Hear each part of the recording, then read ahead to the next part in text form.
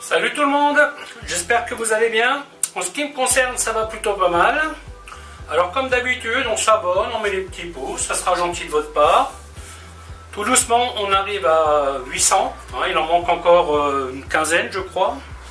C'est plutôt sympathique, progression lente mais elle arrive. J'avais un truc aussi que je voulais vous dire, c'est quand vous me posez une question, vous voyez, on met par la messagerie, et quand je vous réponds, ça serait gentil de votre part si vous mettiez un petit pouce, que je sache que vous avez bien lu la réponse, parce que à ce niveau-là, je n'ai pas de retour, donc ça me permet de voir si mes réponses elles sont lues. Voilà. Donc aujourd'hui, je vais vous montrer une recette, on appelle ça un chromeski. Je vais faire avec de l'escargot et du bœuf haché. Et donc le chromeski, c'est une espèce de croquette que l'on fait frire. Et voilà, quoi. Il y a différentes sortes, fromage, poisson. C'est un truc de base qui vient de Pologne, une recette polonaise. Voilà, donc je vais vous montrer comment faire tout ça. Donc moi je vais utiliser du bœuf haché, 5% de matière grasse, que je vais faire en farce, donc avec échalotes, persil, de l'ail, herbes de Provence, sel, poivre, un peu de vin blanc, huile d'olive, mais là je vous expliquerai le process après, et bien sûr des escargots, et ensuite on va les paner, donc farine, œuf et chapelure. Voilà, ben écoutez, je vais vous montrer comment faire tout ça. A tout de suite. Alors la première étape, on va faire revenir les échalotes. Donc là je mets une goutte d'huile d'olive.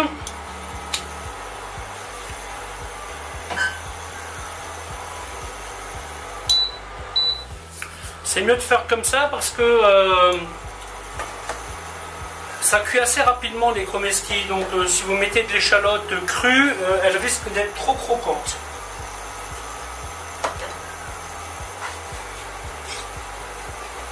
Donc la farce c'est classique. Là j'ai donc 500 g de bœuf. Ici j'ai mis 8 g de sel et 1 g de poivre. Voilà, donc je vais y mettre le persil. Alors bien entendu la farce, vous l'aromatisez comme bon vous semble. C'est une recette qui demande un peu de travail, mais il n'y a rien de bien compliqué. Voilà, hop. Ensuite, herbes de Provence, de l'ail. Alors les échalotes, on peut leur donner une petite couleur. Ça va rajouter un petit peu de goût, un œuf,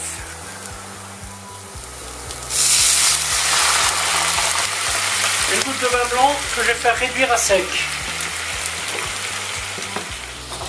Dans la farce, je vais mettre une cuillère de chapelure. Bien entendu, la farce, vous pouvez l'aromatiser comme bon vous semble. Vous pouvez mettre autre chose que du persil, vous pouvez vraiment... C'est une recette que vous pouvez facilement adapter en mettant du fromage par exemple, ou des olives ou autre chose. Donc les échalotes, je vais les débarrasser et les refroidir. Et ensuite, je les mets dans la farce, que bien sûr je vais bien mélanger.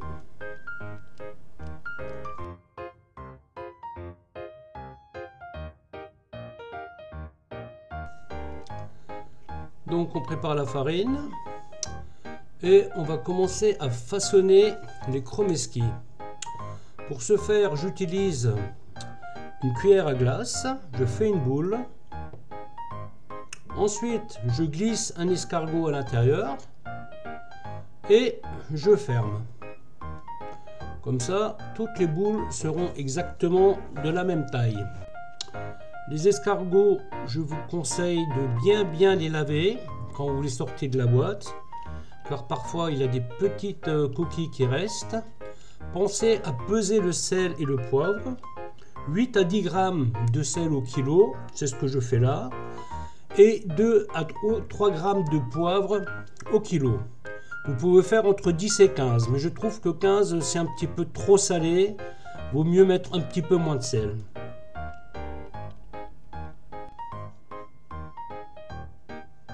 Ensuite on les farine bien.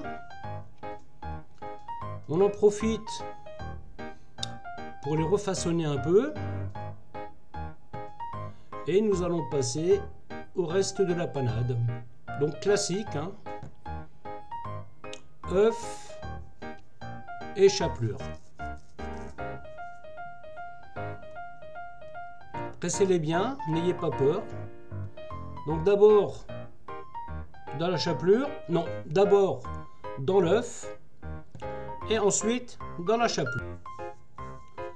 Voilà, donc comme dit, hein, on les tapote un peu, on les met dans l'œuf et ensuite on les passe dans la chapelure. Alors comme vous le remarquez, avec la main gauche je suis dans l'œuf et avec la main droite je suis dans la chapelure.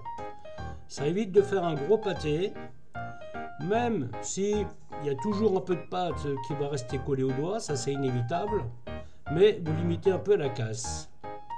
J'en profite encore au passage pour les presser un peu, pour que vraiment ils soient compacts, pour que surtout ils ne se cassent pas à la cuisson.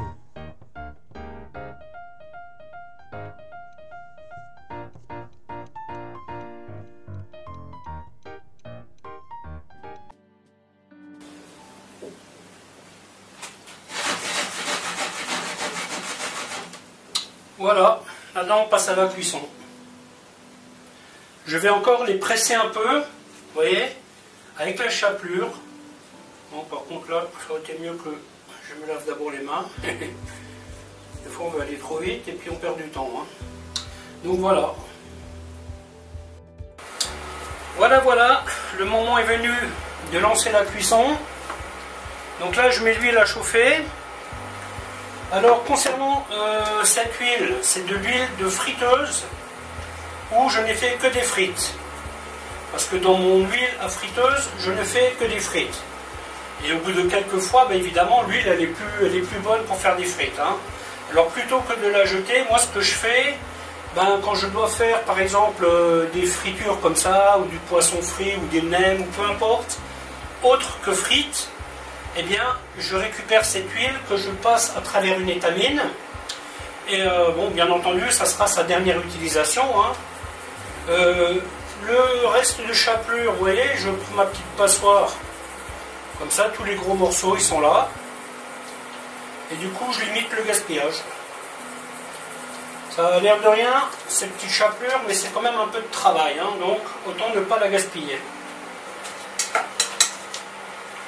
Donc là, je pense qu'on va cuire ça une dizaine de minutes. Je pense que ça devrait suffire.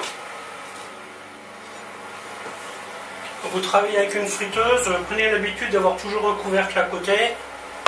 Si jamais il devait se passer quelque chose, vous éteignez le feu, vous posez le couvercle. Et ça sera bon. Hein. Donc là, j'attends encore, je laisse encore monter un peu en température. Je vais monter à 180 degrés. Alors est-ce que je vais réussir à les mettre en une fois? Je ne sais pas. Je crois plutôt que je vais les cuire en 2 fois.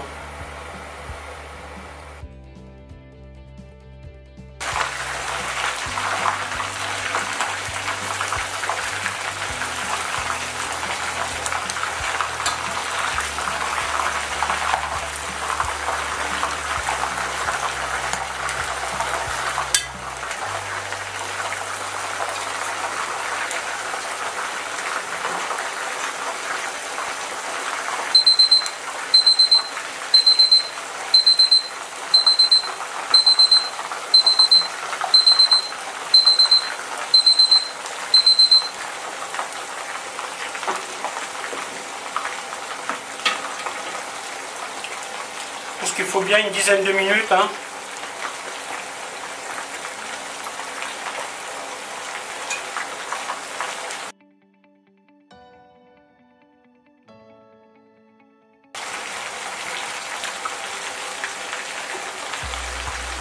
L'avantage de faire ça avec du beurre, c'est que vous pouvez laisser la viande un peu rose, c'est pas gênant.